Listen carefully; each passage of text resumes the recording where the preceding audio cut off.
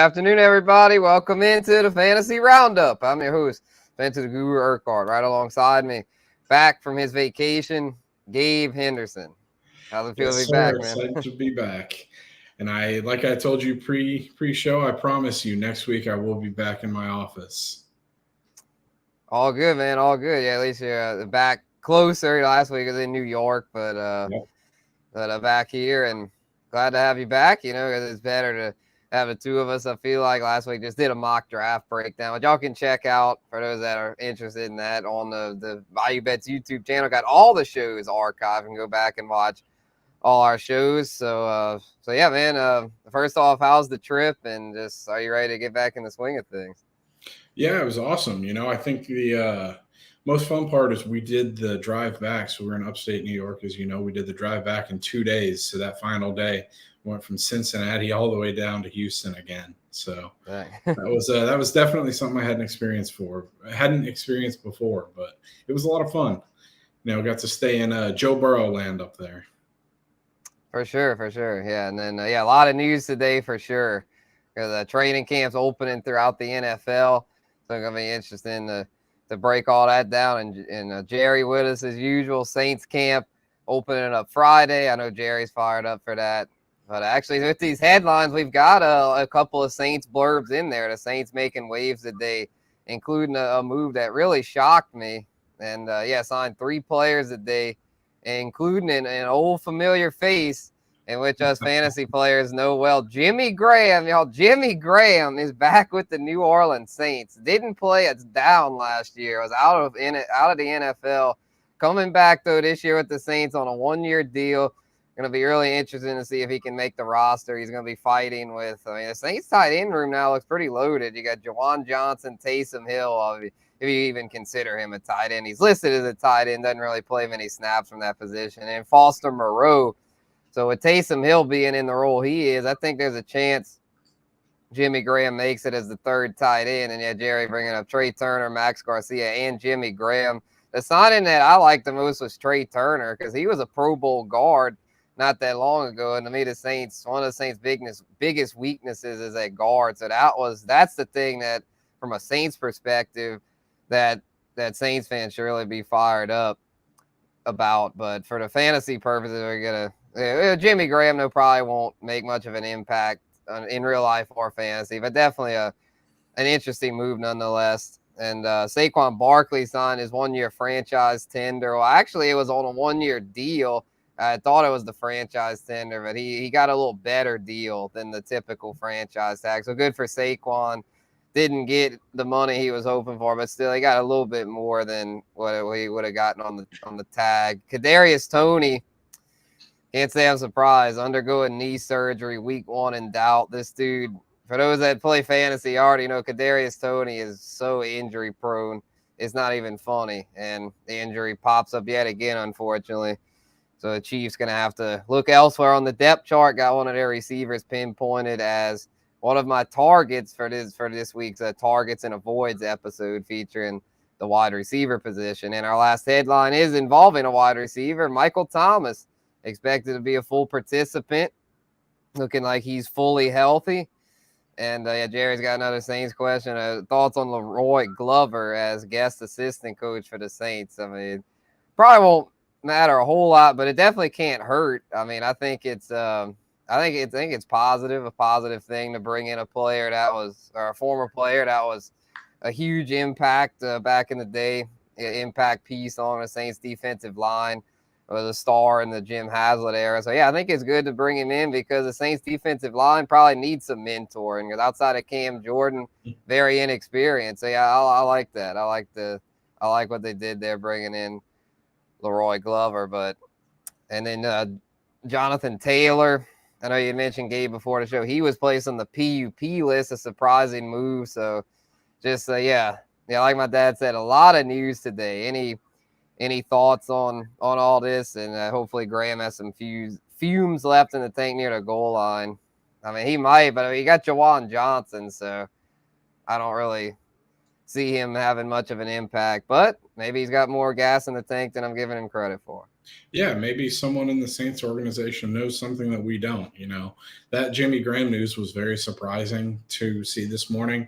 As soon as it broke, when we didn't have anything on it other than a vague statement, sent it over to my friends, and they were like, "Oh, the ritual 1 day contract, like awesome, Jimmy Graham finishes his Yeah. career with the Saints," and then it's like, "Oh no, this is a 1 year deal." So I know Jim doesn't seem to think that Jimmy Graham will make the roster, but you never know. We'll see.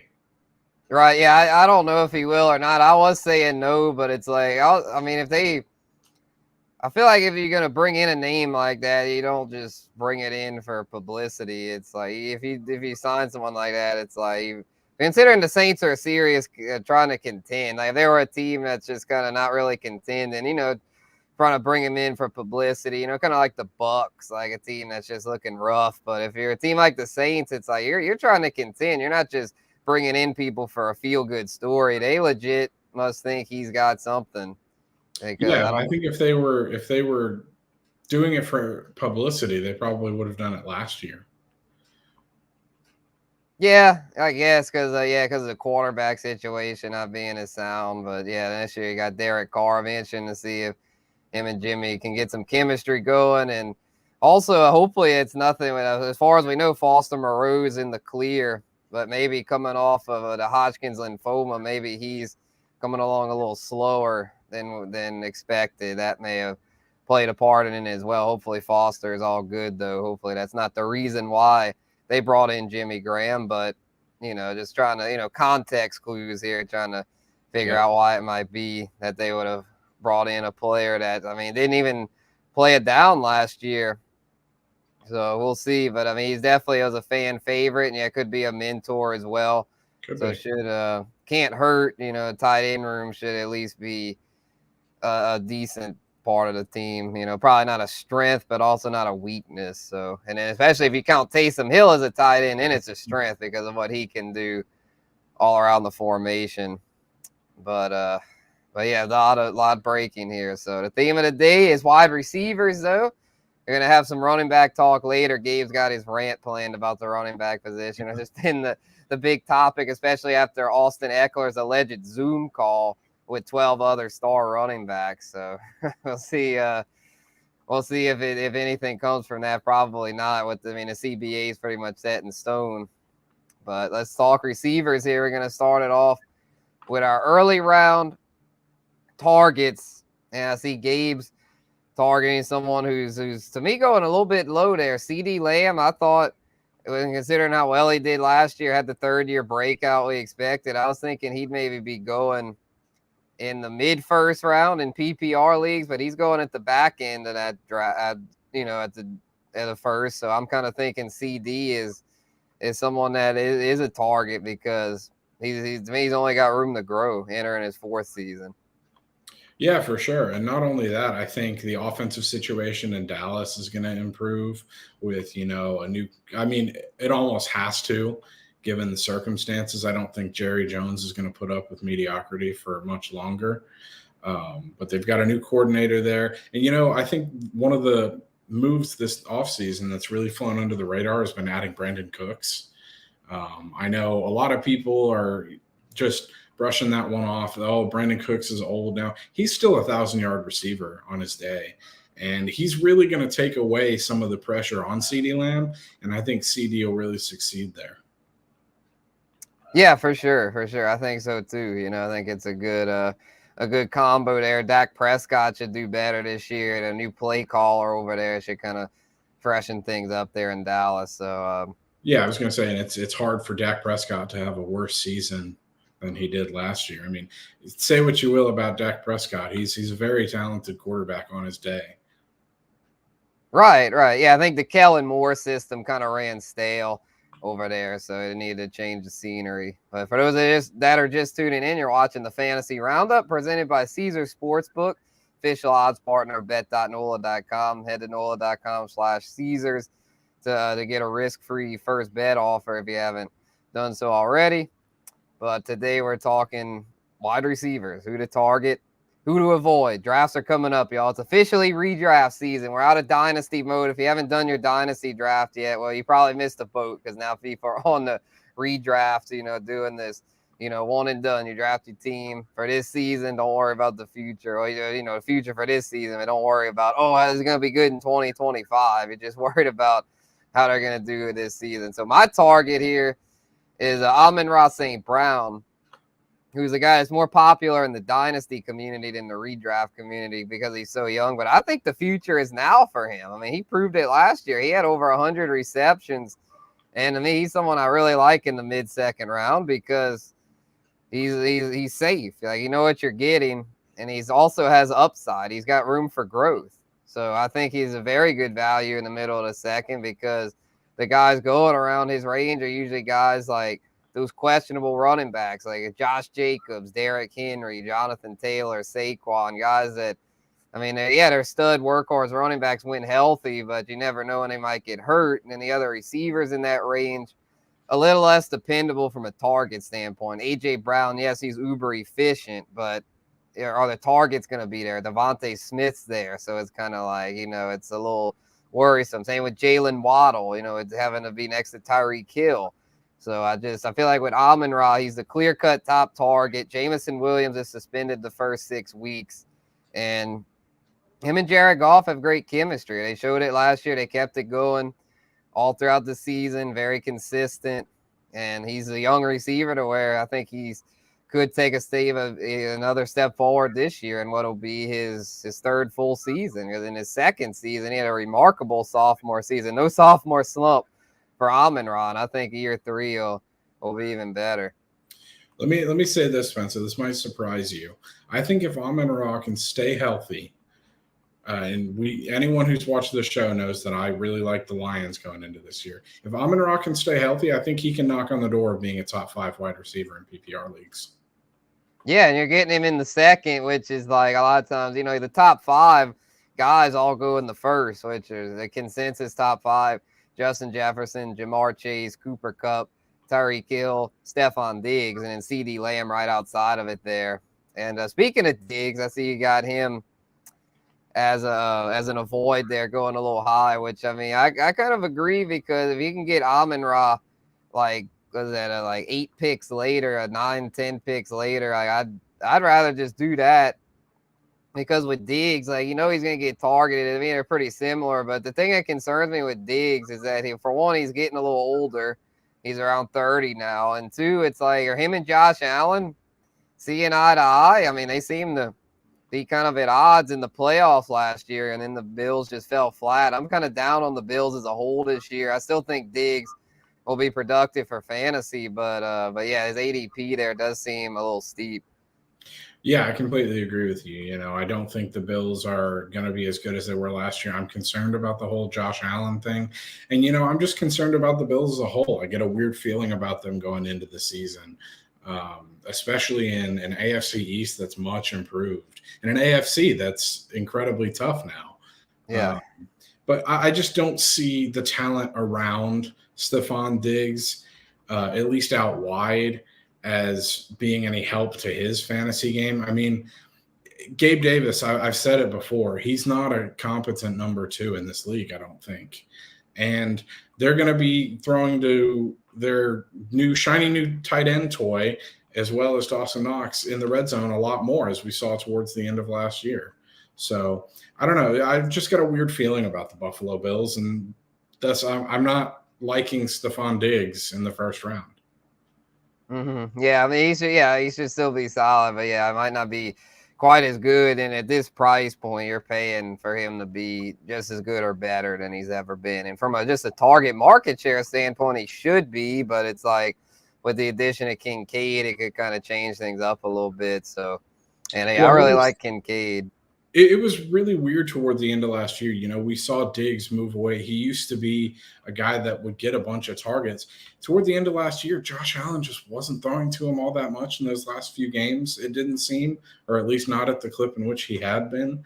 And Diggs really relied on the big play toward the end of last season. So there's just something about that and all the outside factors that just, like I said, give me this weird feeling about him to where I'm not willing to risk a first-round pick.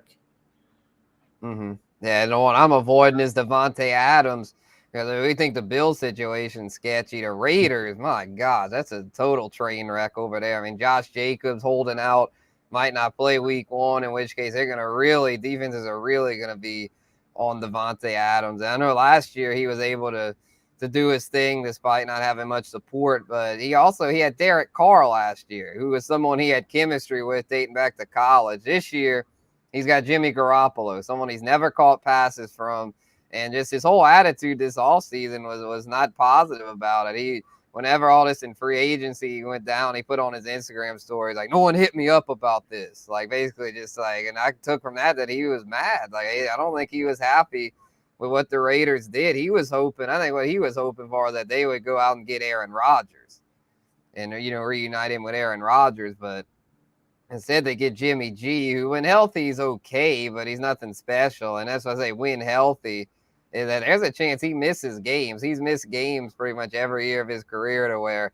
then it'll be on your boy Gabe, Hoyer the Destroyer. And I don't think Devontae's going to be too thrilled about catching passes from him, a career backup who's become one of the worst backups in the league. Someone, if you have to turn to him, you're shaking in your boots because you're just like, well, my season's over. So to me, the Raiders season's already over. They're one of the worst teams on paper. They've got some big names. They're kind of like the Rams.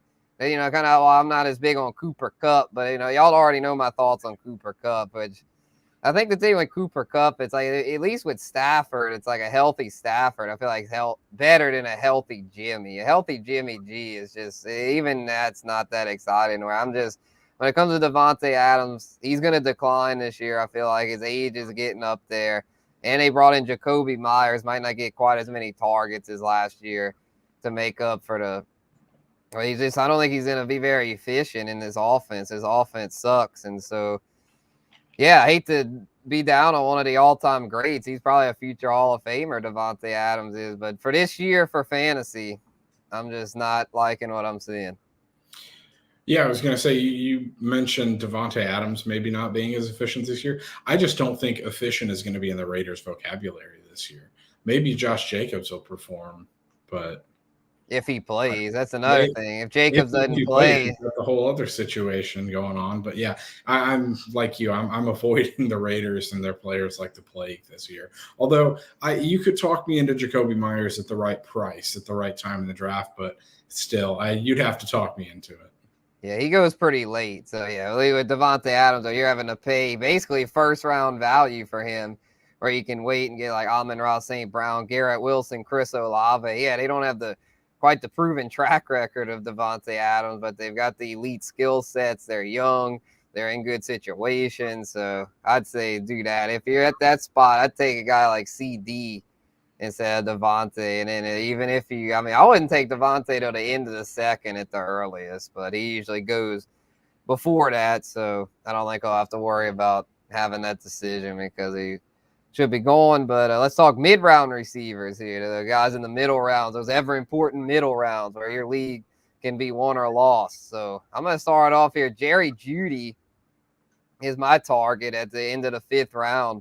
I feel like he's somebody that's getting not enough praise because last year, even in that broken Nathaniel Hackett offense in Denver, he still almost got 1,000 yards and missed a handful of games. If he plays all the games in Sean Payton's system, he might be a WR1. I'll just say it right now. I like what I'm seeing from Jeudy.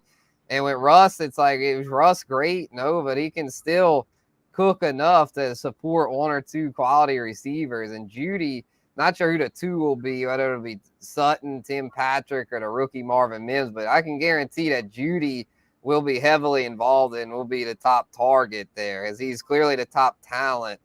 And the only thing holding him back is health. And I'm going to bank on a healthy season from him. I believe it's his contract year this year. So I'm going to say he's going to play. I'm going to say he plays most of the games and produces well in what should be an improved offense. Yeah, for sure. There's been a lot of talk about the Broncos offloading one of their 2 receivers, either Jeudy or Sutton. They haven't done either to this point. They're not unloading Jeudy. Even then, it wasn't going to be Jeudy because, yeah, he's just got so much upside. And when you add Sean Payton into the equation, add in the fact that Russ can't be as bad as he was last year, add in the fact that he didn't play every game last year. There's a lot to like about Jerry Jeudy. He's getting another year of experience. Yeah, like you mentioned, he's a big-time player. And even in an offense that might not be the best, he's a big-time player who can seriously produce in fantasy. 100%. As you like Tyler Lockett, who's going around later, have some new competition for targets this year, though, in Jackson Smith and Jigba. But I'm guessing that doesn't scare you too much. It doesn't scare me too much first year. I'm very glad, Spencer, that you prefaced this with the fact that it's redraft season. So I didn't have to sit here and explain that I'm not taking Tyler Lockett in dynasty leagues. I like the value here with Tyler Lockett. This is a dude who I think for the last 4 seasons has put up 1,000 yards. He had 9 touchdown grabs, I believe, last season. I mean, there's just in this end of the 6th round, that's way too much value for a guy like Tyler Lockett. Even when you do factor in that they got Jackson Smith and Jigba to compete with him for targets. I just think Tyler Lockett hasn't shown any signs of slowing down yet. And I think until that happens, especially in the late 6th round, I'm going to take that value all day. Yeah, for sure. Yeah, I think the 6th round, is like, I wouldn't say it's like too steep, but it seems like a tad steep considering you got the all the competition now. Well, it's still going to be a pretty run-heavy offense. Pete Carroll's offense is always pretty run-heavy, so it's like I feel like someone's going to kind of – it might be DK Metcalf. I'm not really targeting him either because it's like we don't know which one might fall off. If anything, Tyler Lockett's the more reliable one. It's just the thing, though, that's a little concerning with Lockett is his age. He hadn't really shown it yet, but this might be the year that he does with, like, with JSN in there. It's like maybe the Seahawks are kind of seeing the handwriting on the wall with a potential decline. But I feel like, though, at the right price, at like early 7th, I'd probably like it better because JSN is an elite talent. He will be involved as a rookie. But I can see where you're going with this because DK Metcalf hadn't been the alpha one like we were thinking he would be. Yeah, absolutely. And like you mentioned, I mean, if you look at the ADP of the 2 guys that we have in red, I like Tyler Lockett more than DJ Moore a round and a half earlier, and I like him a lot more than Michael Pittman, who's 5 or 6 spots later. Mm-hmm. Yeah, that was a hot take. You're in agreement with my buddy Justin from Fantasy Follow. He had Lockett ranked over DJ Moore in our consensus wide receiver rankings that y'all can go check out on Instagram there at Spencer the Guru over on Instagram. Got tight ends dropping later today. We had receivers yesterday. They got a lot of buzz and debate. People are getting on me saying I was crazy and but I was just like, hey, I mean, they're getting on me about Cooper Kupp and Devontae Adams, but I told them that, I'm projecting forward. We got to look ahead. This isn't of what have you done for me in the past. This is a what are you going to do for me in 2023 list. Like this isn't. I don't care about. I mean, you obviously got to factor in resume, but I mean, I'm not as sympathetic to resume as some analysts. Oh, well, you can't disrespect Cooper Kupp like that.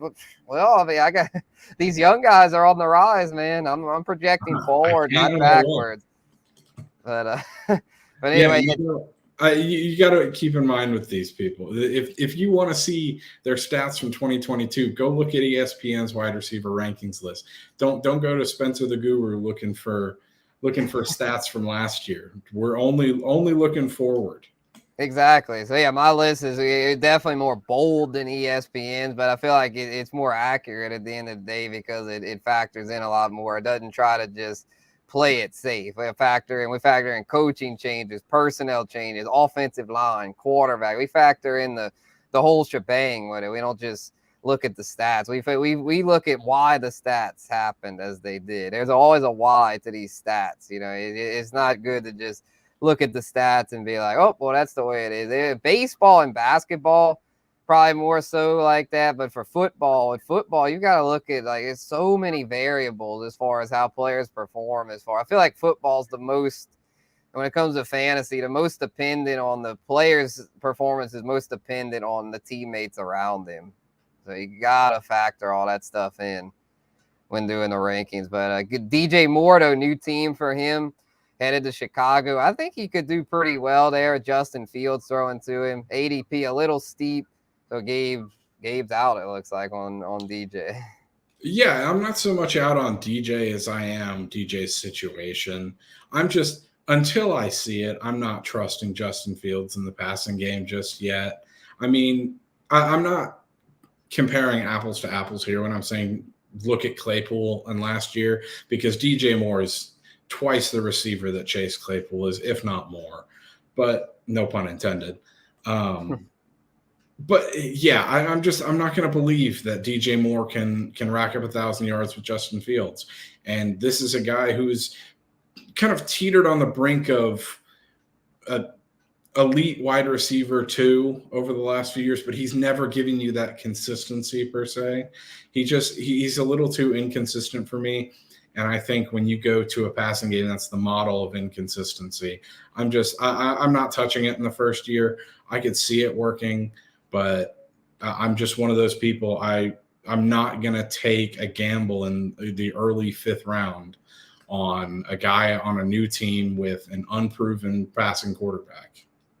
Mm-hmm. Yeah, I'd much rather him in best ball, regular leagues. It's like he's going to have some weeks where the Bears, it's a work in progress passing game where they're going to have some dud weeks, I'm sure. Kind of like Christian Watson. I feel like him and Christian Watson are very similar, kind of like how the Packers passing game work in progress with Jordan Love. So to me, I like both of them in best ball a lot, because it's like with best ball, you don't have to set the lineup. So if they do really well, cool. If not, then you'll probably use one of your bench guys. But in regular, where you have to set your lineup leagues, you're probably pulling your hair out with guys like this if you take them too high and feel like they're someone you have to start. Where if you take DJ Moore like in the 6th as opposed to the 5th, you'll be like, yeah, I took him kind of high, but if he starts all slower, so I won't feel like obligated to start him. Where if you take someone in the first 5, you tend to be like, well, I gotta start them, and it's like, and if they don't perform, it's just like, what do I do?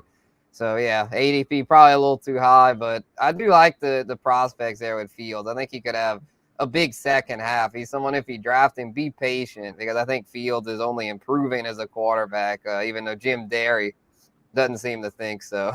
I'm not going to be as extreme as Jim. I think there's room to improve there, and I think he will improve. I'm not ready to take DJ Moore in the 5th round to wait on a project. Your 5th round pick should not be a wait and see. It should be a guy that's going to contribute from day one. Yeah, for sure. And speaking of a project, man, Anthony Richardson to Michael Pittman, that is going to be ugly, y'all. That's why I don't want any part of Michael Pittman. I think the Colts passing game might end up the worst in the NFL this year. I really do. I think, if anything, they might just start Gardner Minshew more, but it's like, I mean, no disrespect to the mustache king, but it's just like he is what he is. He's a backup quarterback. Like, it's not going to be pretty, but it could help Pittman at least be decent. But the thing is, though, I think they're going to turn to Richardson fairly early in the year, because this is a rebuilding year in Indy. I don't think they're hiding it. I think it's even more of a rebuild for them than the Texans, because at least the Texans were able to get a lot of good young pieces, or the Colts are still stuck with guys that they had under contract from the old regime, guys like Shaquille Leonard, that it's like, probably aren't going to be very good. So they're going to be in for a rough one, I feel like. So Michael Pittman, I just don't want any part of it.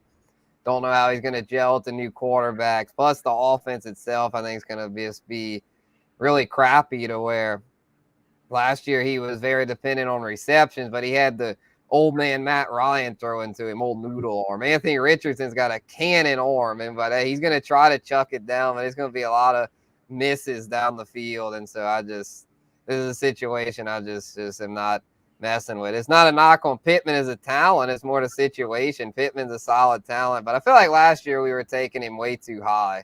His draft price got way out of control.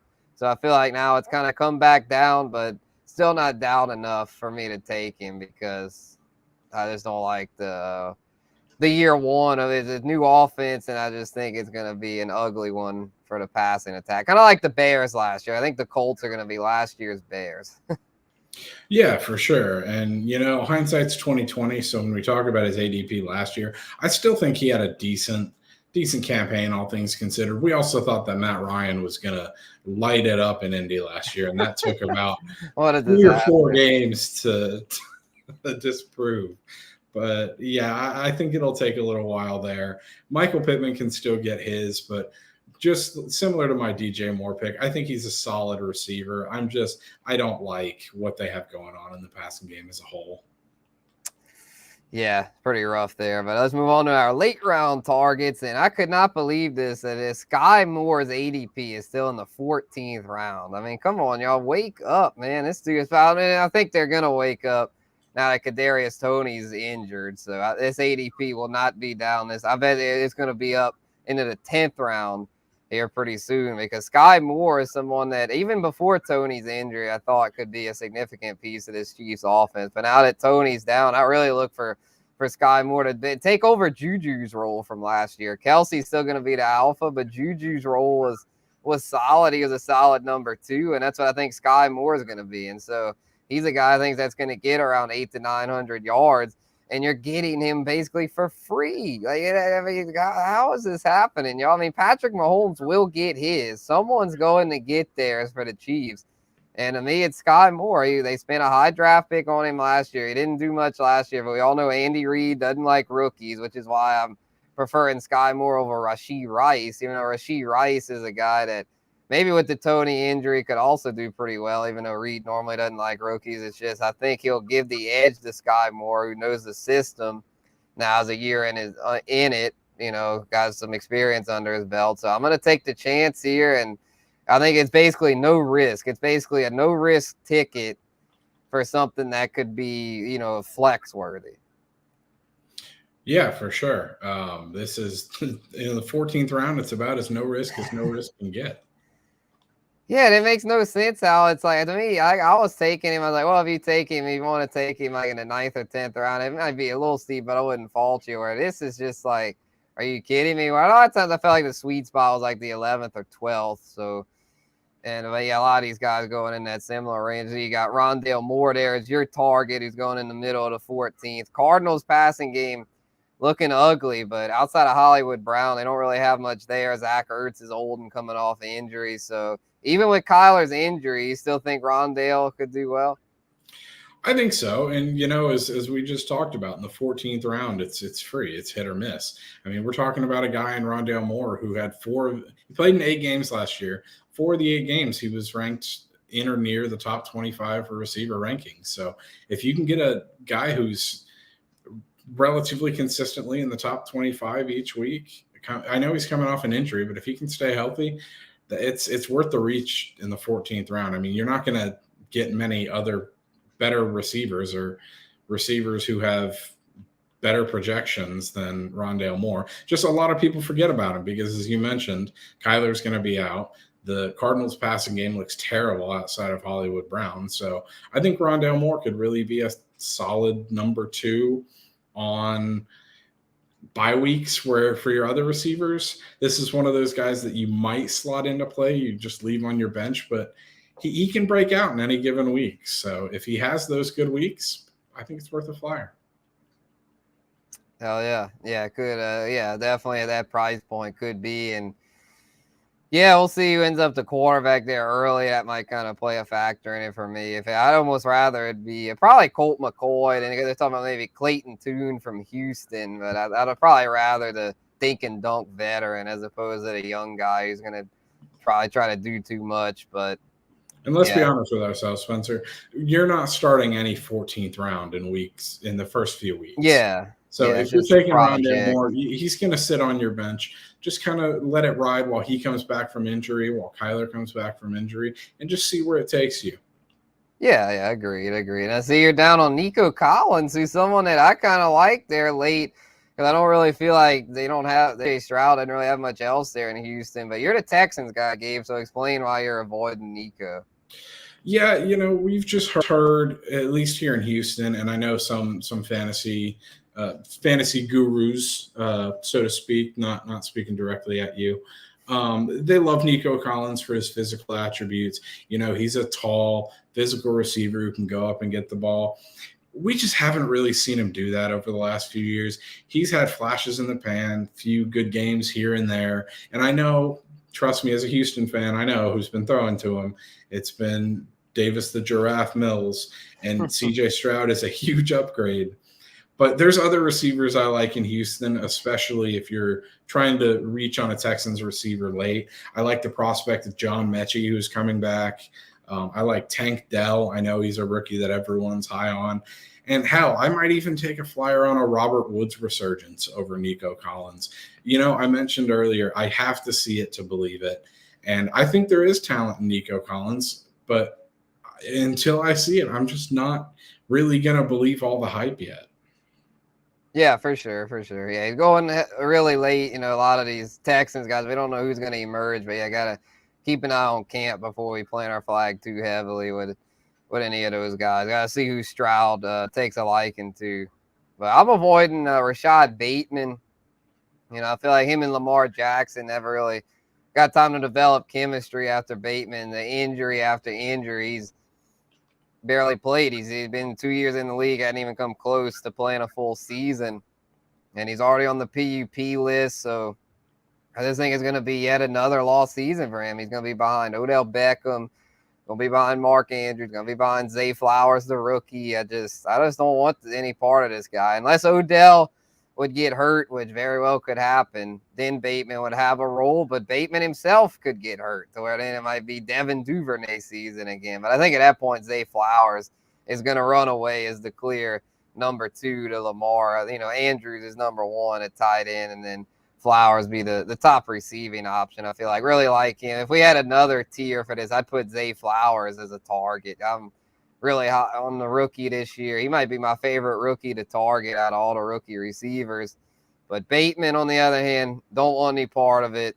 I think it's just, if you're Baltimore, you've got to chalk it up as a bust. I mean, Zay Flowers is your guy now. You got to hope that he pans out because Bateman surely hasn't. I was surprised, Spencer, to hear you say, or not hear you say, that Zay Flowers is your favorite target in Baltimore, period, because I know you're not high on Odell either. Oh, yeah, he is. Yeah, no, I think Odell might start off as their top target, but I'm definitely taking Flowers over Odell. I got Flowers ranked over Odell. Yeah, for sure. But yeah, it'll be interesting to see how it all shakes out. Gonna have a lot of changes. Next week we'll do running backs, targets, avoids, then quarterbacks and tight ends, and then we'll, at that point, once we get done with that, then we'll have our basically just we'll be doing rankings, mocks, and just at that point it'll be about draft season. It'll probably almost be more of a Q&A session at that point because I'm sure y'all are gonna have a lot of draft questions come the middle of August. But let's get to our rants here to close this one out. And by the way, if y'all have any questions for those that have stuck with us all this time, feel free to drop them in. But yeah, I was going to say one more thing on the Ravens, Spencer. Yeah. This is a personal thought. I wonder if we see another injury in the Ravens passing game. I wonder if we don't see Isaiah Likely get more involved over one of those guys like Devin Duvernay. Yeah, he could. They run a lot of 12 personnel, 2 tight end sets. So yeah, Likely another name to keep an eye on. We'll get to that soon when we talk tight ends. But yeah, Gabe's ran here. Don't be like NFL owners during your fantasy drafts.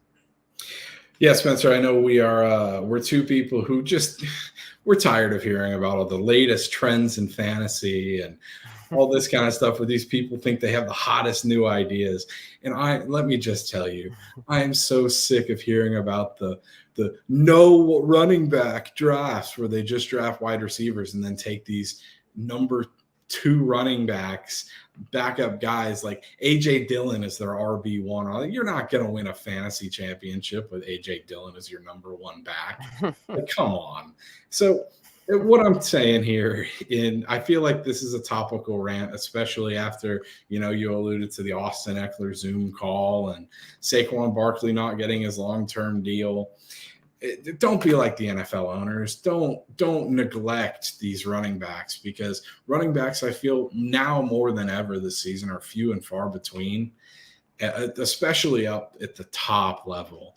So don't be one of these people who, let me not draft running backs, because I can almost guarantee you it's not going to work. If you're playing with a bunch of bozos, it might. But I'm here to tell you, it's not going to work. You're not going to win a championship that way. There might be people who claim they did it, but if anyone thinks that they won a championship with a no running back draft without trading for a big name, I would love to see the running backs on your roster, because I guarantee you have some people who are better than these trends of the no running back roster. And one last point here.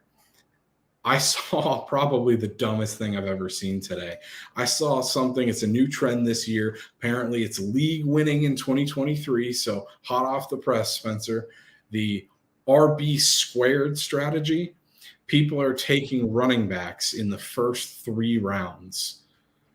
Yeah, oh yeah, I see that. Yeah, robust RB they call it. Yeah, Yeah, I don't do that either. I love running yeah, backs. I've been I seeing that. value I value him more than anyone else on my fantasy team, probably, admittedly.